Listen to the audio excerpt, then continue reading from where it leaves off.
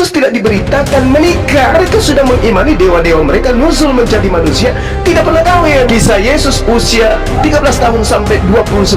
Yesus ngapain aja di usia itu? Salam satu Tuhan. Para sahabat, dukung semua ya channel Densa News Muslim.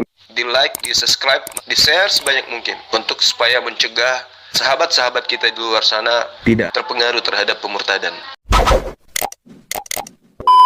Apa yang diadakan oleh data yang ada dalam kitab saudara mencerminkan barang siapa yang menatap dengan syahwat, maka dia sudah berzina. Memang Anda sebagai Kristen sadar kita ya, kita paham itu. Anda mengajarkan bahwa Yesus itu tidak memiliki nafsu birahi karena Yesus itu tidak mewarisi dosa asal, Yesus itu tidak dibuat dari syahwat dan seterusnya. Kalau apa yang Anda sampaikan ini benar, itu berarti bahwasanya nafsu birahi itu adalah dosa. Apakah betul nafsu birahi itu adalah dosa? Kalau nafsu birahi itu adalah dosa, berarti Anda ya adalah anak yang dihasilkan dari dosa. Kan tidak. Birahi itu adalah kondisi yang sudah menjadi bagian daripada hakikat kemanusiaan. Nah, celakanya Anda keciduk mengajarkan Yesus itu 100% manusia. Sebagai manusia wajar kemudian dia merasakan apa yang saya jelaskan, apa yang teman-teman muslim jelaskan. Yesus itu punya birahi. Maka pertanyaannya kemudian adalah secara manusiawi Yesus melampiaskan dengan cara apa? Lapar dia makan, ngantuk dia tidur. Kan gitu. Nah, birahi apakah dia mimpi atau dia masturbasi? Sebagai manusia. Apalagi dia Tuhan. Tuhan itu maha berkehendak. Ketika dia menginginkan, maka itu yang terjadi. Nah, itu tolong Anda pikirkan. Tolong Anda pikirkan itu. Kalau sebagai Tuhan dia mengatakan, hilangkan nafsuku, berarti dia bukan 100% manusia. Tapi apakah memang seperti itu polanya? Buktinya, yang diceritakan oleh orang yang terdekatnya Filipus, dia menikah. Maria melakukan prosesi-prosesi yang indikasinya jelas adalah tradisi pernikahan orang Yahudi. Meminyaki, menciumi kakinya, dan seterusnya. Ini apa ini? Ini apa yang dipertontonkan oleh Yesus seperti ini? Sementara pada saat penyaliban semua... Kapan Yesus menikah? Ayatnya di mana? Apanya? Yesusnya menikah. Ya boleh Anda lihat di Injil Filipus 4:9 Yesus menikah. Silakan aja buka. Filipus? Yes. Injil Filipus itu menceritakan seperti itu. Filipi? Bahwa itu surat dari Paulus kepada umat di Filipi. Bukan Filipi, Bung. Tidak ada di sini Injilnya itu beda. Bapak nah, inilah yang dia. Di sini hanya Lukas. Nah, Markus, itulah dia. Kenapa? Yohanes. Ya, saya paham. Bapak Oke, kita paham. Anda tidak mengetahui Injil Filipus karena Injil itu ditolak oleh gereja. Kenapa ditolak? Karena Injil Filipus itu menceritakan sisi kemanusiaan Yesus secara mutlak, absolut, benar. Nah, Saya bacakan. Hikmat yang disebut mandul adalah ibu dari semua malaikat. Kekasih sang penyelamat adalah Maria Magdalena. Sang penyelamat mengasihinya lebih dari ia mengasihi semua muridnya lainnya. Dan ia seringkali menciumnya pada mulutnya. Murid-muridnya lainnya berkata kepada, mengapa engkau mengasihi lebih dari engkau mengasihi kami semua? Yesus menjawab dan berkata, mengapa aku tidak mengasihi kalian seperti dirinya? Ya karena dirinya adalah istri saya. Kalau Bang Zuma bahasnya tentang kitab yang tidak ada di kitab kami, buat apa kita perdebatkan? Oh, tidak bisa begitu, Bang. Tidak bisa. Aspek kebenaran, saudara, aspek kebenaran itu tidak bisa ditutupi dengan menghilangkan aspek kebenaran. Oke? Aspek kebenaran mana? Aspek kebenaran itu tidak bisa ditutupi dengan aspek ketidakbenaran. Saya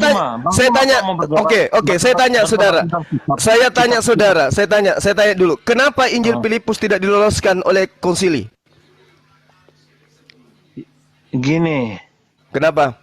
Karena tidak sesuai dengan yang diajarkan. Karena tidak sesuai dengan ajaran secara turun-temurun nenek moyang Roma dan Yunani. Kenapa? kitab yang ditolak, Karena karena Dewa kitab Zeus, itu karena Dewa Zeus begini. tidak pernah diceritakan menikah. Maka Yesus harus disetting sama seperti Dewa Zeus. Salah. Itu, kok salah pula. Enggak. Ayo. Silakan. Begitu, Bang Zuma. Karena banyak, bukan yang kitab Filipus, banyak kitab lainnya juga. Karena setahu saya Tuhan Yesus bilang, ini setahu saya, setelah dia akan banyak murid-murid palsu. Loh, justru yang jadi masalah ini adalah saudaraku, di dalam kitab saudara Yohanes 1 nomor 43, Yesus memanggil Filipus. Tunjukkan kepada saya data Yesus memanggil Lukas, Yesus memanggil Paulus. Jangan marah, Bang Sementara Zuma. orang-orang yang tidak pernah dipanggil oleh Yesus Anda jadikan catatan-catatannya sebagai kitab suci. Sementara orang yang dipanggil nyata oleh Yesus, kitab sucinya Anda lemparkan ke belakang. Sahabat Bang Zuma, kalau bilang berpatokan pada Filipus, di sendiri Israel sendiri nama Filipus itu ada banyak, Bang Zuma. Oke. Markus Paling juga ada banyak. Oke, sekarang Anda bisa nggak menunjukkan Lukas dipanggil oleh Apakah Yesus? benar Filipus yang itu tuh Filipus yang Tuhan Yesus panggil. Bang Zuma bisa buktikan itu. Iya, sama juga. Apakah bisa Anda membuktikan bahwa Yohanes yang ada dalam kitab saudara itu adalah murid Yesus? Pernah nggak Anda membuktikan itu? Sama kan? Apalagi Lukas. Lukas tidak pernah dipanggil oleh Yesus. Apalagi Markus, apalagi Paulus. Nah, sekarang permasalahannya adalah Yesus memanggil Filipus. Filipus, ikutlah denganku. Ada di dalam kitab saudara Yohanes 1.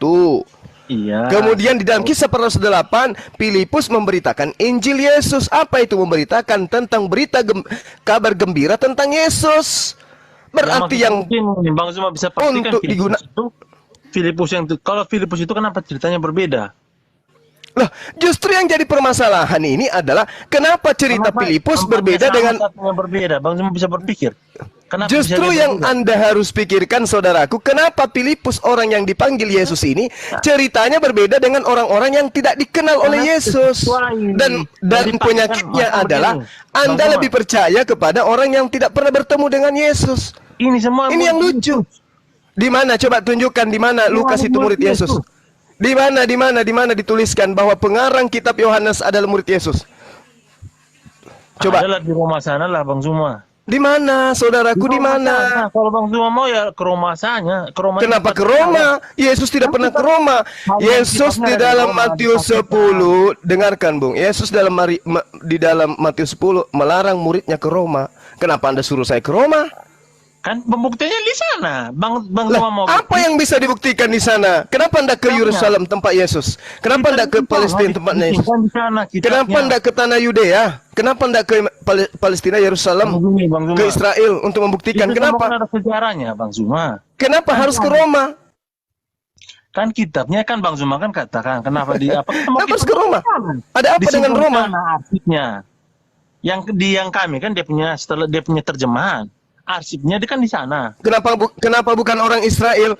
Kenapa bukan orang Israel? Kenapa bukan orang Israel yang menyimpan? Sekarang begini Bang Zuma. Kenapa?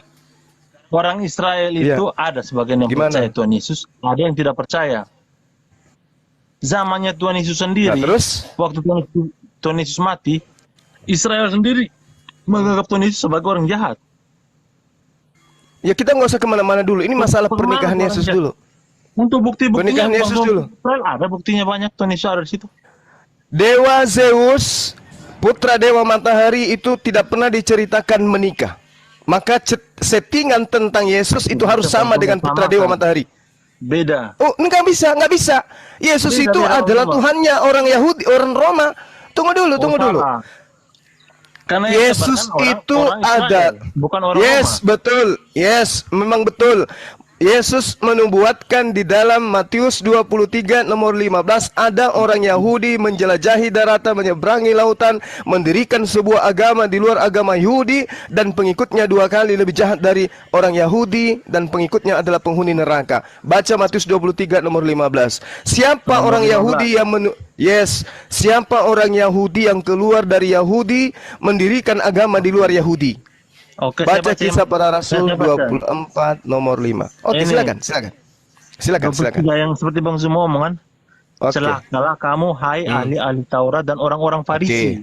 Oke. Hai kamu orang munafik, sebab Yes. kamu mengarungi lautan dan menjelajahi daratan untuk mentobatkan satu orang saja menjadi Yes. penganut agamamu. Sesudah ia bertobat, Oke. kamu jadikan dia orang neraka. Yes. Yang Terus? kedua kali lebih jahat daripada kamu sendiri. Oke, 2 kali lebih Ini jahat. Siapa? orang-orang ahli Taurat Siapa? dan orang- Oke, pertanyaannya, siapa orang Yahudi yang keluar dari Israel mengajarkan sebuah agama? Siapa? Begini, Bang Zuma, yang Yes. yang Tuhan Yesus omong ini tentang ahli Taurat, ahlinya Iya. pada zamannya itu. Bang Iya, Zuma Paulus bicara itu tentang- apa? Paulus itu ahli Taurat atau bukan? Bukan, Hah? Yakin? bukan. Yakin Anda? Bukan yakin. Aduh, inilah yang dikatakan Al-Qur'an, yukhadi'una Allah walladzina amanu Bang Zuma wa ma tidak yakhda'una illa anfusahum wa ma yusrun. Orang-orang Kristen itu diceritakan dalam Al-Qur'an mereka ingin menipu, padahal sebenarnya mereka menipu diri mereka sendiri. Anda mengatakan Yesus bukan ahli Taurat. Baca di dalam kitab Filipi 3 nomor 6 sampai nomor 7. Filipi 3. Oke, saya itu. Yes. Oke. Silakan. Dia itu murid Gamaliel. Iya. Filipi, Dinda Moto ya. Filipi 3. Yes. Filipi 3 ayat Coba lihat di nomor 6-nya sampai nomor 7. 6 sampai 7. Yes. Oke, ikut. Nomor 5, mulai dari nomor 5 lah. Nah, Mm-mm. nomor 5. Ya, coba. Disunat pada hari ke-8 dari bangsa Israel, dari suku Benyamin, suku Ibrani asli, Yes. tentang pendirian, tentang hukum Taurat, tentang hukum Taurat, aku orang Farisi. Jadi yang dia omong ini tentang Tuhan Yesus. Bang Zuma yakin? Lah, ini bercerita tentang Paulus ini.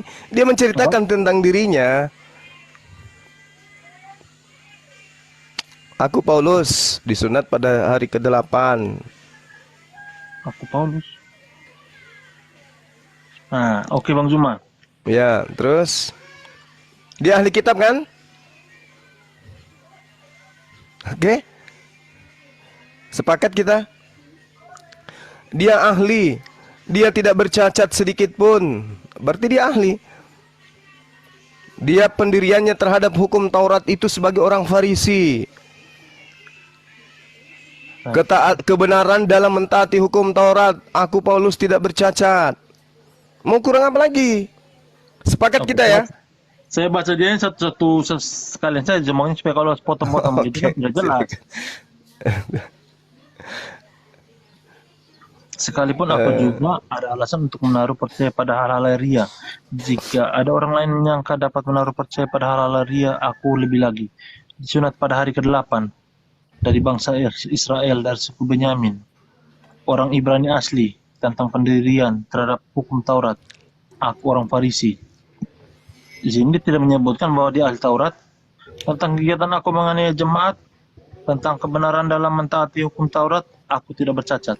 Dia mentaati hukum Taurat, tapi dia bukan ahli Taurat. Bab 7. Yang dimaksud ahli Taurat itu apa? Ahli kitab. Kitab Taurat. Paulus bercacat enggak? Dalam hal hukum Taurat. Dia menjalankan semua apa yang diperintahkan Taurat, makanya dia tidak bercacat. Jadi dia bukan ahli. Bukan.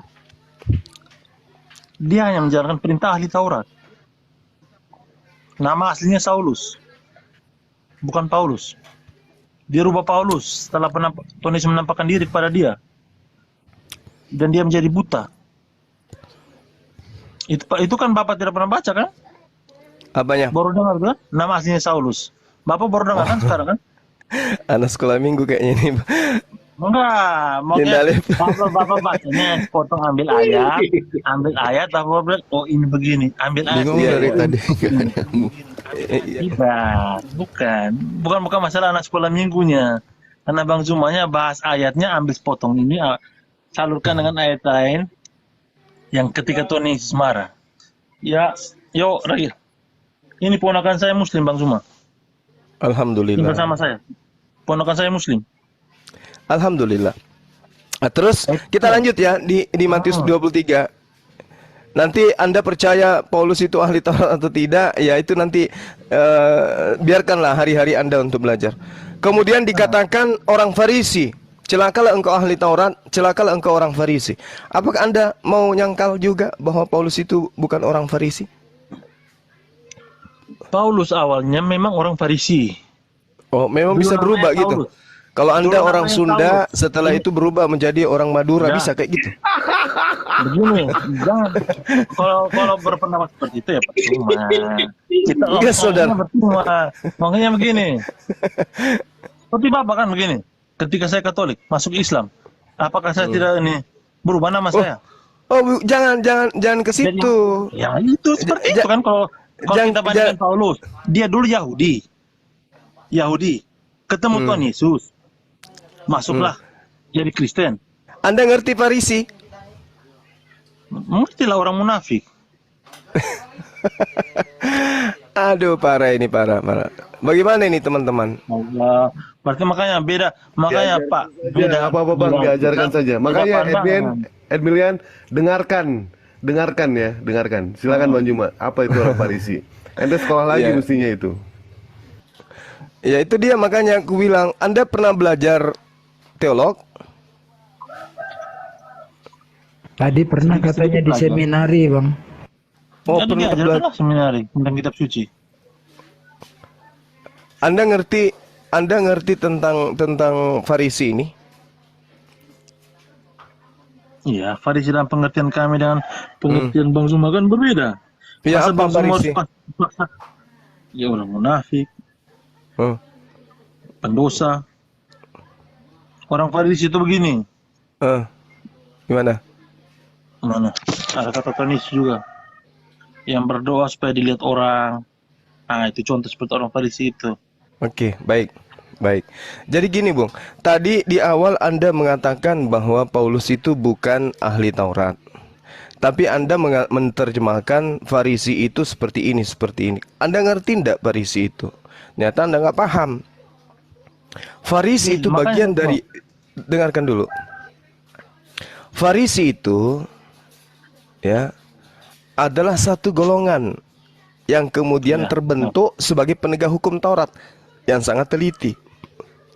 Mereka lah yang memiliki kebijakan tentang konsep apa yang ada di dalam hukum Taurat yang kemudian disajikan kepada Bani Israel.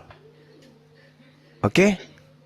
Jadi orang-orang Farisi itu adalah orang yang sangat intens memperhatikan, meneliti, mengkaji, mencari hal-hal yang sangat kecil sekalipun terkait dengan hukum Taurat. Paulus mengaku di dalam Kisah Para Rasul 23 nomor 6, Filipi 3 nomor 5 dan seterusnya, dia itu sebagai orang Farisi. Dengan kata lain dia adalah ahli Taurat. Oke, selesai kita di situ ya. Boleh ya? Oke, Boleh. kita lanjut. Celakalah engkau wahai orang munafik. Kenapa Paulus dikatakan munafik? Karena dia mengajarkan kemudian jangan bersunat, tapi dia bersunat. Oke? Di dalam 1 Korintus Di mana, 9 Bang? 20 sampai Ada 21, di situ sangat jelas kemudian kemunafikannya beliau. Di mana dikatakan jangan bersunat?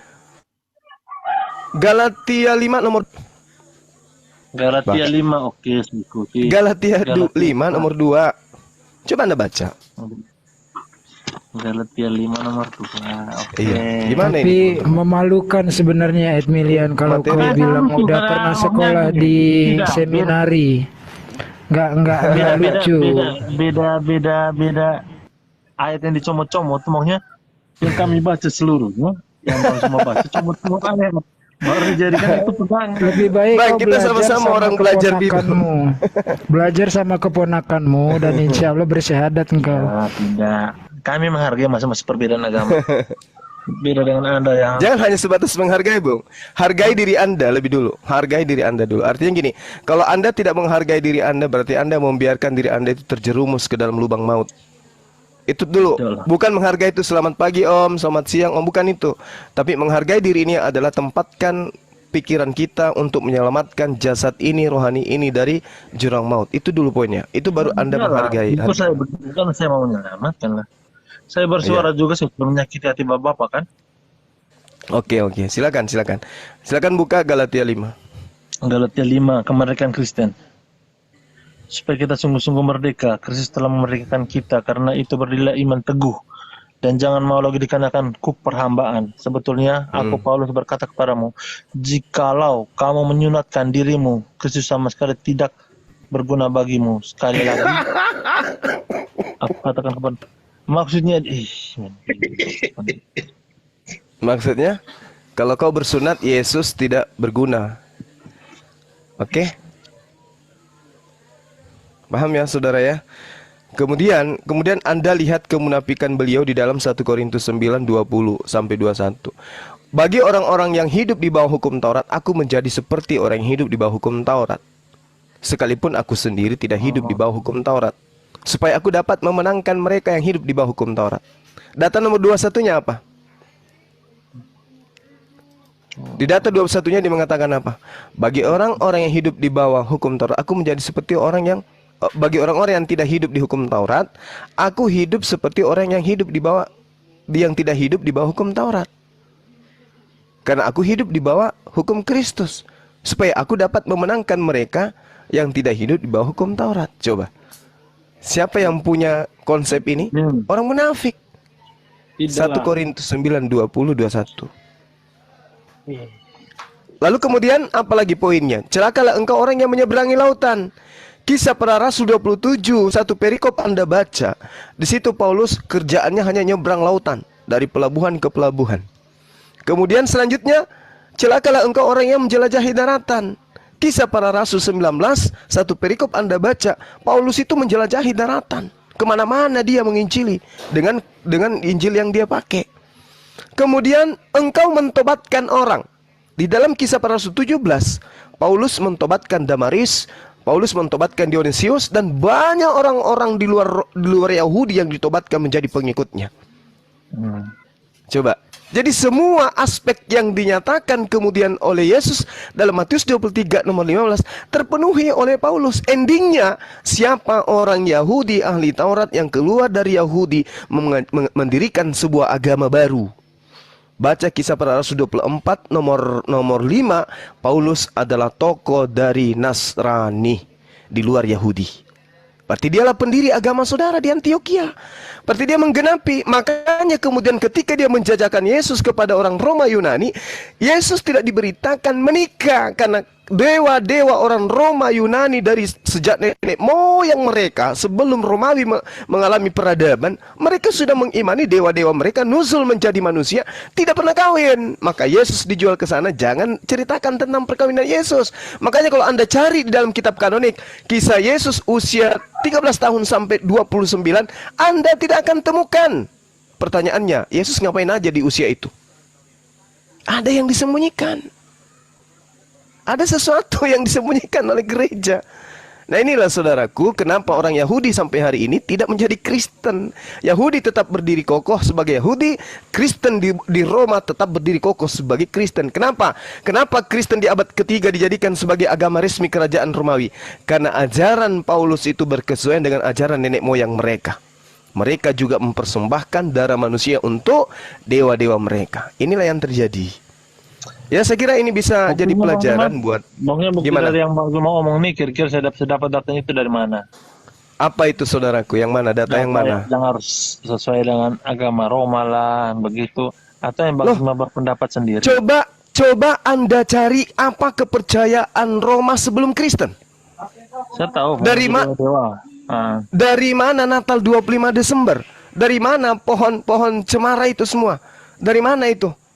Dari mana persembahan manusia ini sebagai penebusan dosa? Dari mana kajian itu? Oh, saya dari tahu. mana? Yang ceritanya dari pastor. Ya, pastor ini dapat ilmu dari mana? Sabar, ada ceritanya itu. Kalau kenapa sampai tanggal 25 dijadikan itu sebagai hari Natal? Kenapa?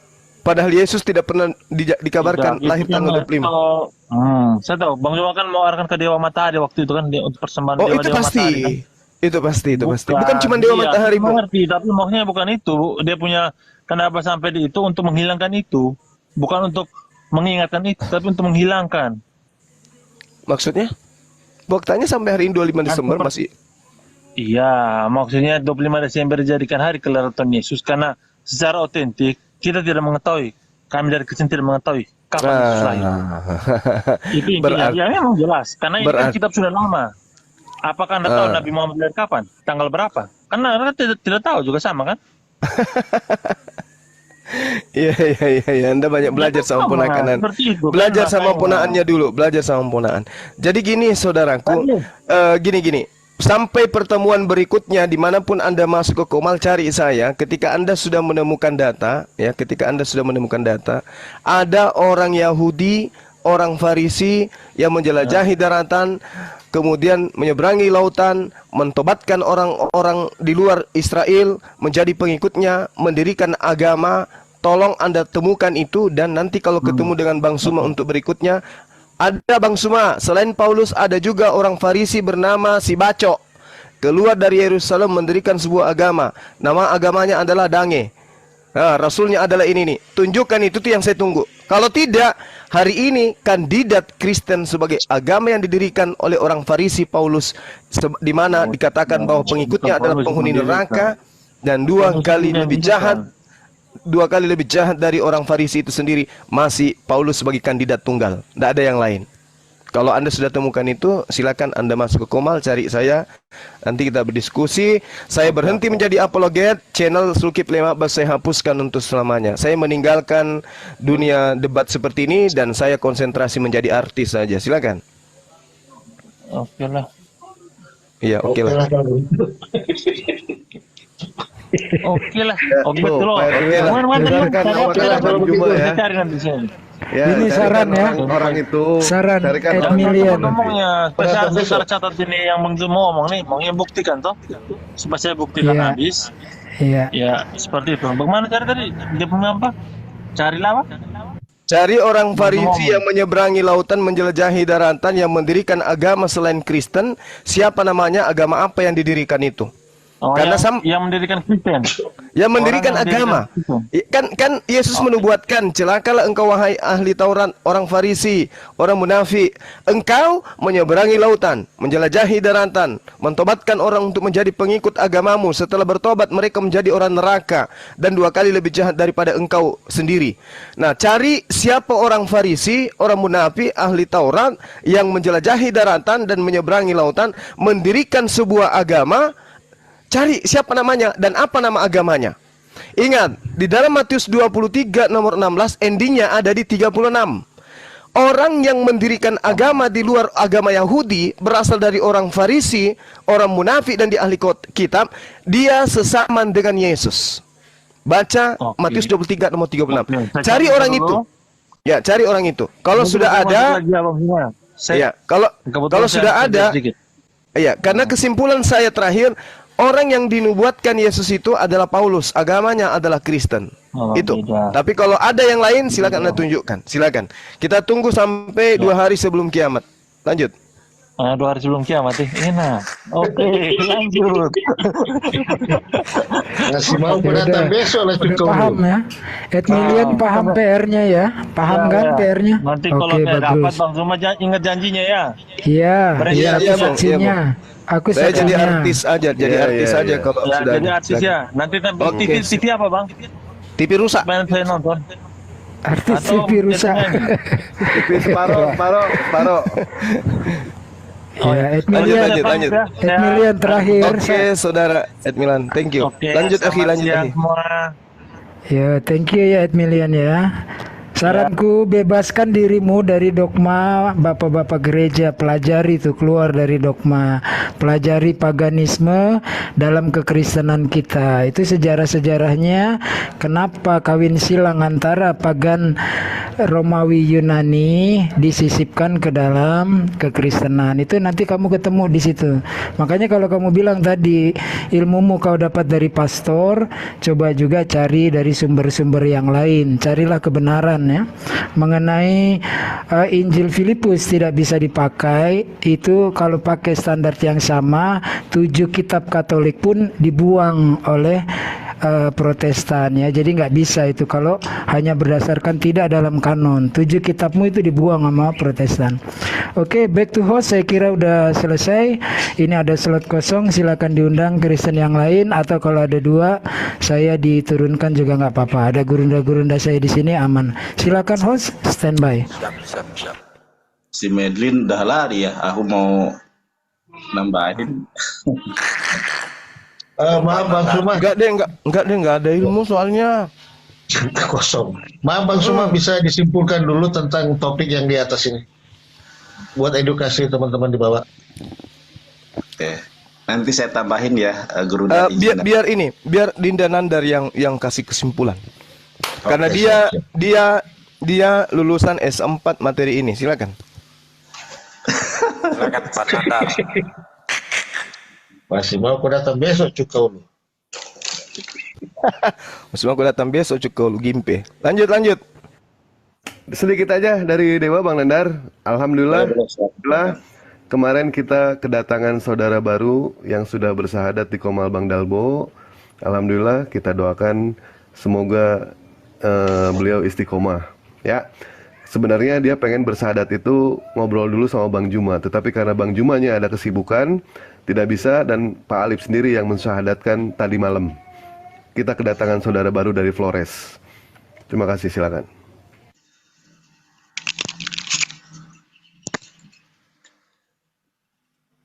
Silakan Pak Nandar. Ya, sebentar saya buka cam dulu ya.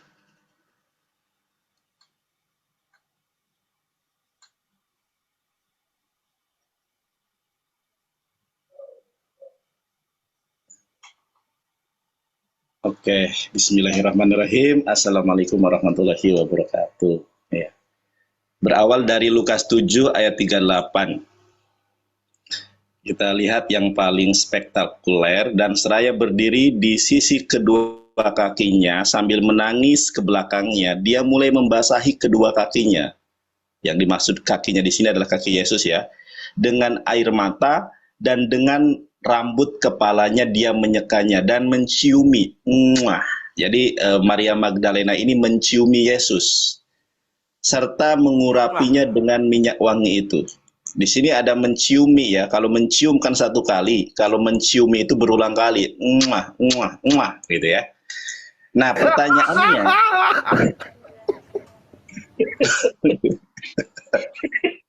Apa tertawa? Emang lucu. Orang dibilang muah. Oh, Dipraktekin gimana sih? kirain. Menciumi di sini kan, kalau mencium kan satu kali doang ya, saya mencium kamu, gitu kan. Kalau menciumi ini kan berulang kali, ya. Menciumi. Kayak mana? Coba praktekkan.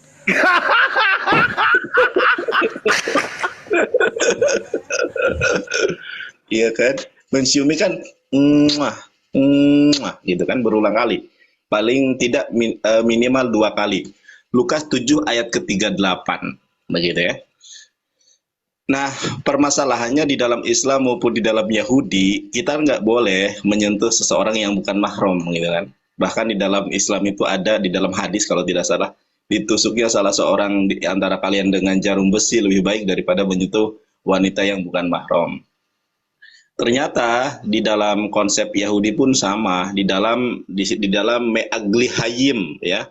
Me'agli itu lingkaran, hayim kehidupan ya. Kalau di dalam Islam itu seperti fikih atau muamalah. Nah, di dalam keyahudian itu juga sama, nggak boleh seorang wanita menyentuh laki-laki dan laki-laki menyentuh wanita kecuali ada kontrak pernikahan atau akad nikah. Sebagaimana di sini disebutkan, please do not touch me as I do not have a marriage contract from you. Jadi nggak boleh menyentuh sampai ada ikatan pernikahan. Nah, kemudian and until the day his death the man did not touch the woman. Sampai meninggalnya nggak boleh seorang laki-laki itu menyentuh perempuan yang bukan mahramnya, begitu kan. Nah, kenapa di dalam Lukas 7 ayat ke-38 Maria Magdalena itu menciumi Yesus? Karena Maria Magdalena itu adalah istri dari Yesus Kristus. Bahkan kita ada di sini ulasan Injil Maria Magdalena. Saya coba buka dulu ya.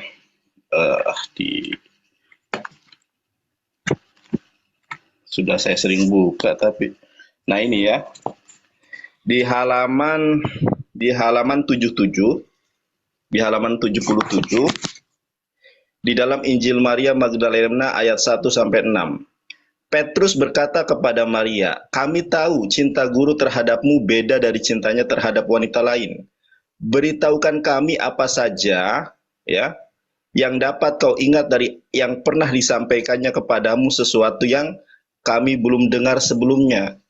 Petrus, ya, Yakobus dan lain sebagainya itu Filipus mengetahui bahwa Yesus sangat mencintai Maria Magdalena. Bahkan di dalam Injil Yohanes, Maria Magdalena ini bersandar di dada Yesus Kristus.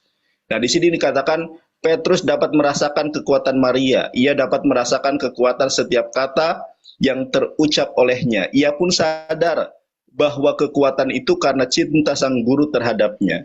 Jadi memang Maria Magdalena ini sosok wanita yang sangat dicintai. Bahkan sesuatu hal yang tidak diketahui para murid diketahui oleh Maria Magdalena, sehingga Petrus bertanya kepada Maria Magdalena. Ini kalau di dalam Islam para sahabiah itu kerap kali bertanya kepada ibunda Ummul Mukminin Aisyah radhiyallahu anha. "Ya Aisyah, beritahukan kepada kami sesuatu yang tidak pernah kami dengar dari Rasulullah SAW."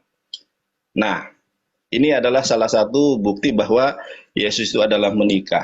Dan tadi Gurunda Juma membahas bagaimana Yesus menghilang dari usia 13 sampai 29 tahun. Ini ada buku yang bagus. Buku ini adalah berjudul Pernikahan Yesus. Membuktikan kemungkinan bahwa Yesus beranak istri. Nah, kenapa Yesus menghilang dari usia 13 sampai 29 tahun? Karena memang Yesus itu adalah seorang rabi yang sebuah keniscayaan dia menikah. Nah, di sini disebutkan berbagai cabang Yudaisme memiliki penafsiran sendiri-sendiri baik terhadap Torah maupun Talmud. Tetapi satu hal yang disepakati oleh semua teks dan ajaran Yahudi adalah masalah perkawinan. Perkawinan dianggap penting bagi laki-laki maupun bagi perempuan. Uraian mengenai Taurat menyatakan dengan jelas bahwa tidak lengkaplah laki-laki yang tidak menikah.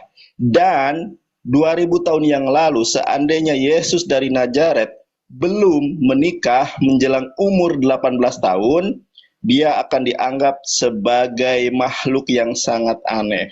Nah, pertanyaannya, apakah Yesus diterima oleh orang-orang Yahudi sebagai rabi? Markus 12 ayat ke-29, ketika Yesus bersoal jawab dengan orang Saduki, maka Yesus dipanggil sebagai rabi. Jadi dia itu nikah. Nah, bahkan dari hasil pernikahan Yesus, teman-teman, ini adalah sumber kekristenan. Bahkan Yesus itu poligami, bahkan memiliki beberapa anak. Di sini disebutkan Jesus Kristus, the Messiah Yehoshua or Jesus of Nazareth, King of Nazareth, Son of God, Jesus Kristus. Birth Bethlehem, Judea, Roman Empire. Married with Maria Magdalene, Kana. Jadi Yesus ini menikah dengan Maria Magdalene di Kana. Ketika ada ketika Maria ibunda Yesus kehabisan anggur. Nah, itu di pernikahan anaknya antara Yesus dengan Maria Magdalene. Nah, Yesus menikah dengan Maria Magdalene itu memiliki 3 anak. Yang pertama adalah Joseph, son of Christus. Yang kedua adalah Justus yang disebutkan di dalam Kolose 4 ayat 11. Yang ketiga adalah Tamar, daughter of Kristus. Jadi anaknya itu 3.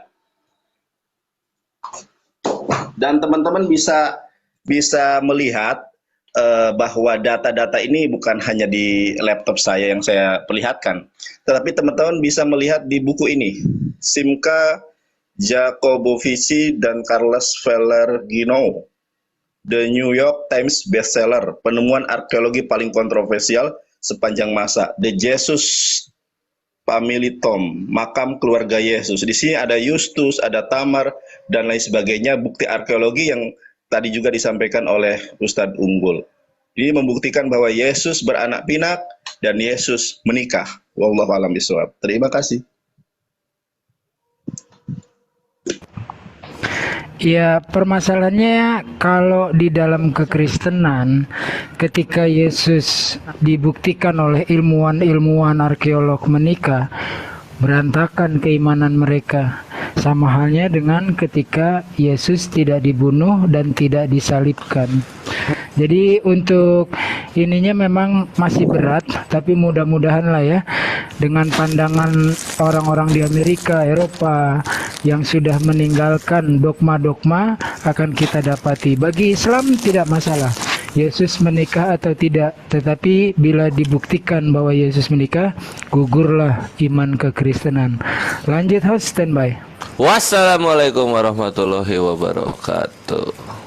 Mantap, lanjutin Kores datanya. Digas aja langsung, mumpung masih hangat.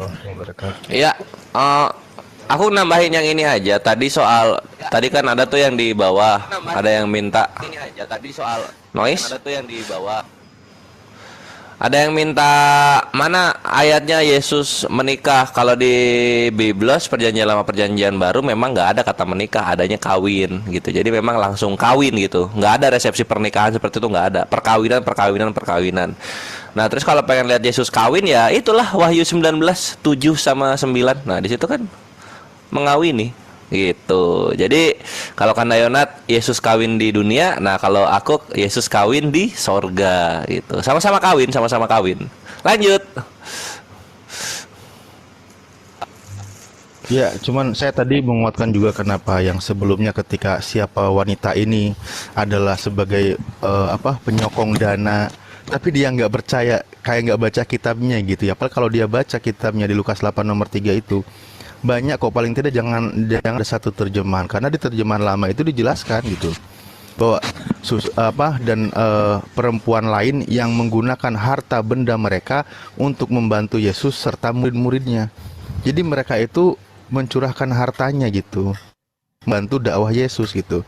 Tapi saya tadi dia nggak percaya padahal di kitabnya sendiri, makanya bilang aduh gimana ini kalau kitabnya sendiri nggak dipercaya. Ya sudahlah, oke lanjut. Tapi Edmilian itu nggak percaya dia pernah ada pendidikan di seminari. Jangan-jangan cuman ini doang, bohong doang.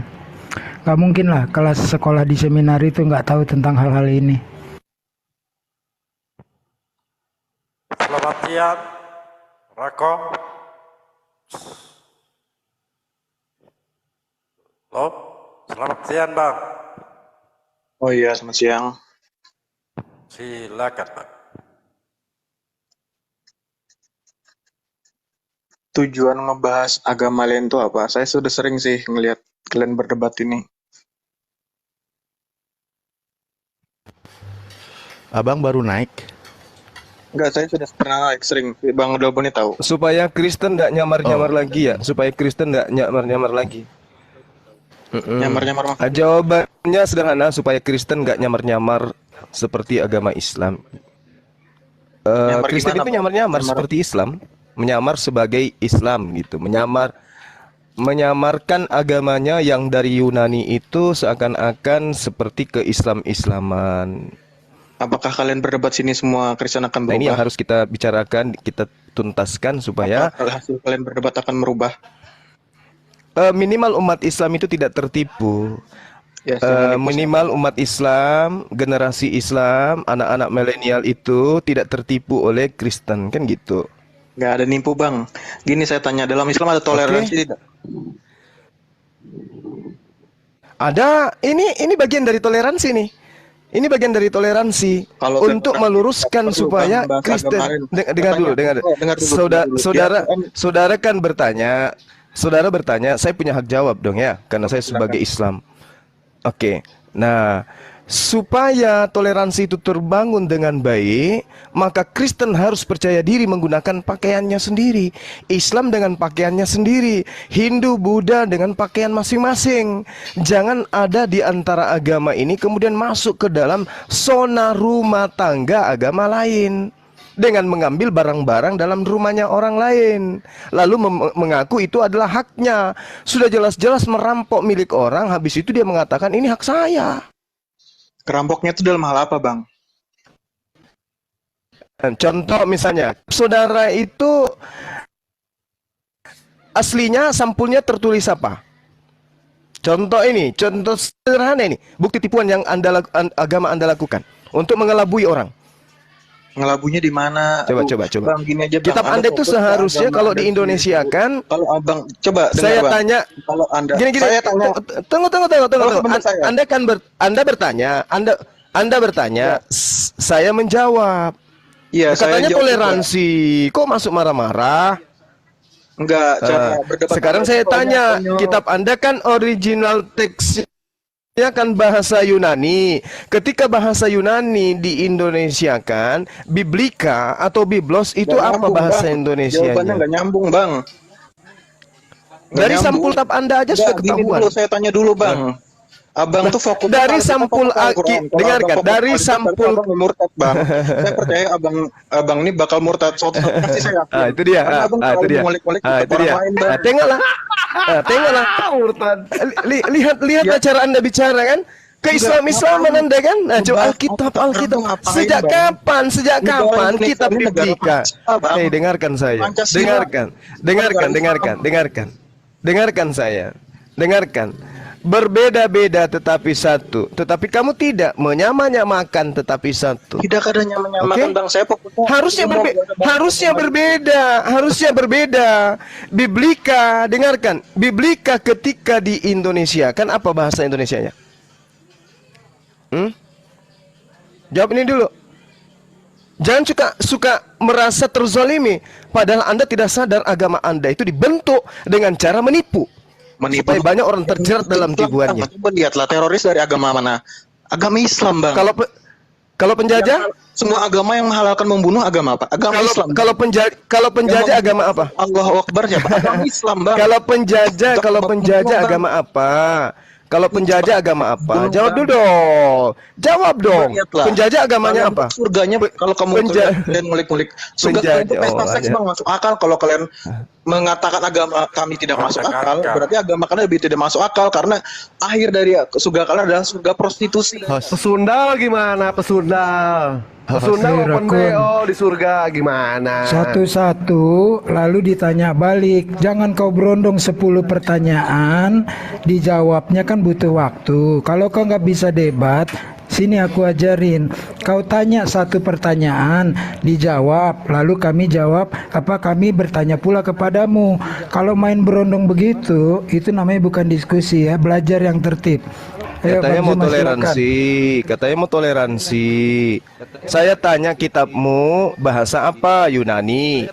Apa nama sampulnya dalam bahasa Yunani? Biblika. Masuk ke Indonesia harus percaya diri menggunakan bahasa Indonesia. Kenapa lari ke Al-Quran? Kamu nggak sadar kalau kau ditipu oleh kitabmu sendiri dengan menyebut kesampul kitabmu Alkitab, itu sudah nipu diri Anda. Alkitab itu nama lain dari Al-Quran. Ayo.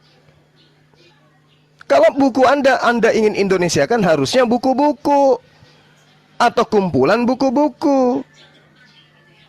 Atau buku aja, buku Injil, buku Matius, buku ini.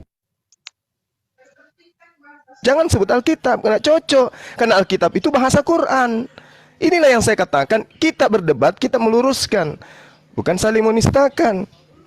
Salah sendiri kenapa masuk ke agama Islam? Ambil barangnya orang Islam terus akui punyanya Anda. Belum sadar juga setelah saya jelaskan kayak begini. Saya tahu kok ya, kalian tuh tujuannya cari uang kan, cari uang dari TikTok kan, mengumpulkan koin dari TikTok. TikToknya aplikasi dari mana? Saya sedang mencari gereja yang dengarkan. Tunggu, saya sedang mencari gereja yang dijual. Saya mau beli.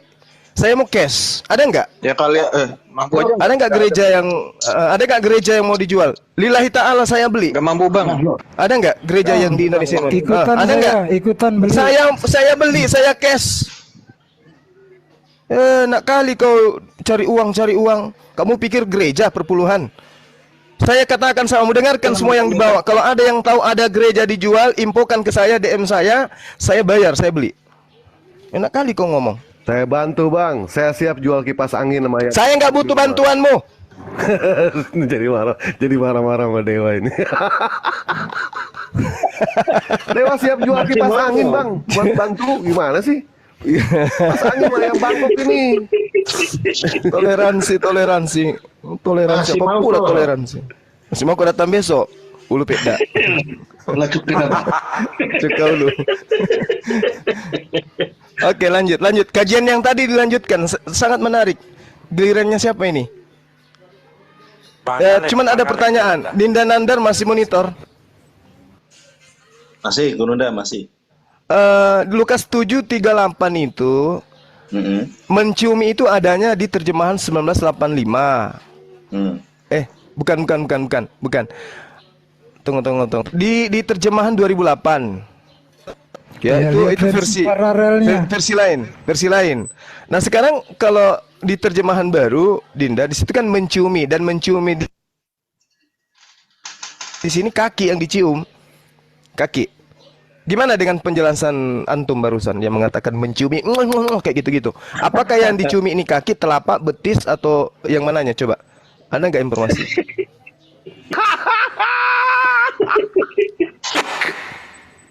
Ntar saya lihat dulu ya. Tertawa lagi si Dewa ini. Lama-lama turunkan dia, host.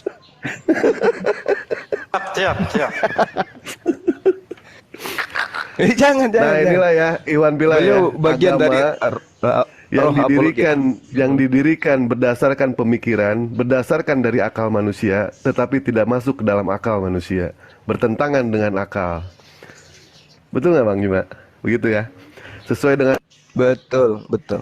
Dan apa yang Bang Juma katakan tadi, beliau ada sayembara kalau misalkan siapa orang yang dimaksud itu, dan beliau akan berhenti dari seorang apologet karena beliau akan jadi artis yang biasa nongkrong di kuburan. Siap. Kurang ajar ujung-ujungnya. Dasar sendal bolong lu. Jadi saya tambahkan lagi sedikit host untuk informasi teman-teman yang ada di bawah, kalau ada gereja yang mau dijual silakan langsung DM Bang Juma. Oke, sip. Yuk kita beli Bang, kita beli. Ini Gurunda, sambil menangis ia pergi berdiri di belakang Yesus dekat kakinya, lalu membasahi kakinya itu dengan air matanya dan menyekanya dengan rambutnya. Kemudian ia mencium. Berarti kalau di sini mencium berarti 1 kali ya. Mencium Paralelnya, versi paralel bisa dibandingkan jadi. Oke, ini yang TB 1974 ya, mencium kakinya. Sekarang kita urut sampai ke bawah. AYT 2018 ini yang paling terbaru. Lalu ia berdiri di belakang Yesus dekat kakinya sambil menangis dan mulai membasuh kaki Yesus dengan air matanya dan mengusapnya dengan rambutnya. Setelah itu ia mencium kaki Yesus dan mengurapinya dengan minyak wangi. Ini berarti 1 kali juga nih, cuma gitu kan. TL 1954, maka berdirilah perempuan itu di belakang dekat kaki Yesus sambil menangis. Lalu mulailah ia membasahi kakinya dengan air matanya dan menyapunya dengan rambutnya, lalu diciumnya kakinya itu serta diurapinya dengan minyak wangi. Kemudian bis juga hampir sama, bis juga sama sih, dicium kakinya. TSI juga dicium, lalu dia ini membasahi, mencium. Nah, kalau di TSI 2014 menyeka kaki Yesus dengan rambutnya, dia juga berulang kali. Nah, berarti benar nih, berulang kali nih kalau TSI 2014. Dia juga berulang kali. Itu berulang kali itu. Iya, gitu kan. Serta meminyaki kakinya dengan minyak wangi yang dia bawa. Kalau di sini mencium serta meminyaki kakinya. MILT 2008 di sini menciumi. Tidak dijelaskan ya. Tidak dijelaskan ya bahwa yang dicium berulang kali itu kakinya ya, enggak ya? Enggak, dia juga berulang kali mencium serta meminyaki kakinya. Oh, enggak dijelaskan mencium kaki di situ ya. Ia juga berulang kali mencium serta meminyaki kakinya dengan minyak wangi yang dia bawa. Ini yang TSI 2014. Gitu, Guru Da. Iya, biasanya sih Oke. nyaki kaki ya, tapi yang dicium itu setidaknya kening, pipi atau bibir Iya. biasanya. Bunyinya gimana? Kalau di TSI 2014 tidak dijelaskan bahwa yang dicium itu kaki. Oke. Aman, berarti aman. Ini nggak ada penistaan ini, karena ini kitabnya Tapi sendiri ini- yang menerangkan. Ini Diisep, Gurunda, ada ini diisep, data Bang. ini bagus juga ini Gurunda. Mohon maaf ini, bisa dibesari dikit nih. Ini bagus juga datanya ini, mohon maaf. Diisep Silakan ada nggak? host. Nggak ada ya? Diisep. Oh ini ya saudara ya. Apa rokok diisap? Ini ketika Yesus di ini ya. Ini apa nih, Bentar. Lukas. Ini Gurunda, ini apa namanya nih ya, yang dulu. Yohanes. Dan dekat salib Yesus berdiri ibunya dan saudara ibunya yang Maria, istri Klopas dan Maria Magdalena. Ketika Yesus melihat ibunya dan murid yang dikasihinya di sampingnya, berkatalah ia kepada ibunya. Artinya Yesus ini memperkenalkan murid yang dikasihinya ini kepada ibundanya. Yesus memperkenalkan, "Ibu, inilah anakmu." Ya, ini murid yang dikasihi diperkenalkan kepada ibundanya. Kemudian katanya kepada muridnya, "Inilah ibumu." Kemudian Yesus menyampaikan kepada murid yang dikasihinya, "Inilah ibumu." Dan sejak saat itulah murid itu menerima dia di dalam rumahnya. Murid yang dikasihinya ini pastilah Maria Magdalena. Karena di Bible terjemahan lama di sini saudara ibunya yang perempuan. Jadi di sini semua perempuan semua ya. Jadi di sini Maria Magdalena diperkenalkan oleh Yesus kepada ibundanya. Jadi akhirnya mereka tinggal, kemudian katanya kepada muridnya, "Inilah ibumu." Dan sejak saat itu murid itu menerima dia di dalam rumahnya. Mereka tinggal bersama ini akhirnya. Ketika Yesus ini di dekat salib ya berdiri, 3 orang perempuan. Ada murid yang dikasihinya. Ini sangat menjelaskan bahwa Yesus memperkenalkan ibunya kepada murid yang dikasihinya, yaitu Maria Magdalena, dan memperkenalkan pula Maria Magdalena kepada ibunya. Dan sejak saat itu murid itu menerima dia di dalam rumahnya. Mereka tinggal bersama akhirnya. Ya kan? Nah, Iya. Bunda, pertanyaannya, kalau misalkan itu bukan menantu, tidak menikah, apa mungkin Yesus kumpul kebo? Jangan dulu ke situ. Iya kan, ini kan pertanyaan, bukan jawab, bukan ini. Pertanyaan ini. Kan gini Bang, mereka jawabannya gini, murid yang dikasihinya itu Yohanes. Kalau Yohanes Pembaptis, kala ini kan sudah dipenggal kepalanya.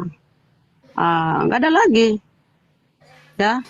Dan di sini kalau terjemahan lama, murid 3 orang ini semua perempuan.